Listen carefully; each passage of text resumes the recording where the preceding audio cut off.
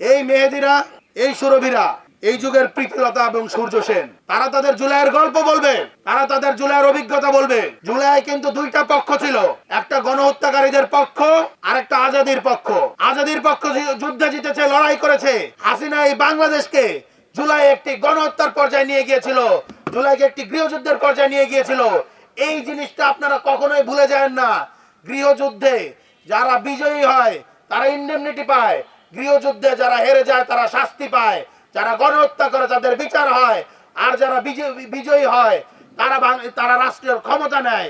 বরঞ্চ দেখা গিয়েছে ছাত্ররা তো রাষ্ট্রের ক্ষমতা নেয়নি, তারা রাষ্ট্রের ক্ষমতা যে এক্সপার্টদের হাতে তুলে দিয়েছিল, সেই সো কল্ড উপদেষ্টারা এখন জুলাই সহযোদ্ধাদেরকে, জুলাই আন্দোলনকারীদেরকে চেনে না।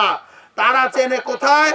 তারা চেনে গুলশান, তারা চেনে মগবাজার, তারা চেনে বাংলা মোটর।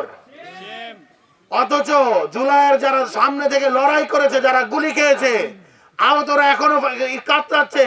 কিছুদিন আগে আমাদের ভাইয়েরা শহীদ হচ্ছে, এখনো হচ্ছে।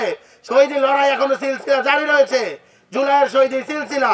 অথচ এখন পর্যন্ত আমরা কি দেখতে পাচ্ছি?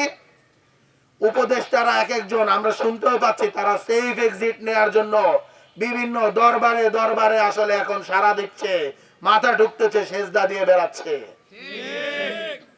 কেউ যদি মনে করেন তারা সেফ এক্সিট নিতে পারবেন, তারা ভুলে যাচ্ছেন হাসিনার এক্সিটটা কিন্তু সেফ এক্সিট হয় না, সেটা হয়েছে পলায়ন। আপনাদের কপালে পালানোও জুটবে না, আপনাদের কপালে হেলিকপ্টারও জুটবে না। আপনাদের তো আর একজন বন্ধু হিসেবে নরেন্দ্র মোদী নাই, আর মাথার উপরে হলো গিয়া ভারত নাই। এই কথাটা আপনারা খেয়াল রাখেন।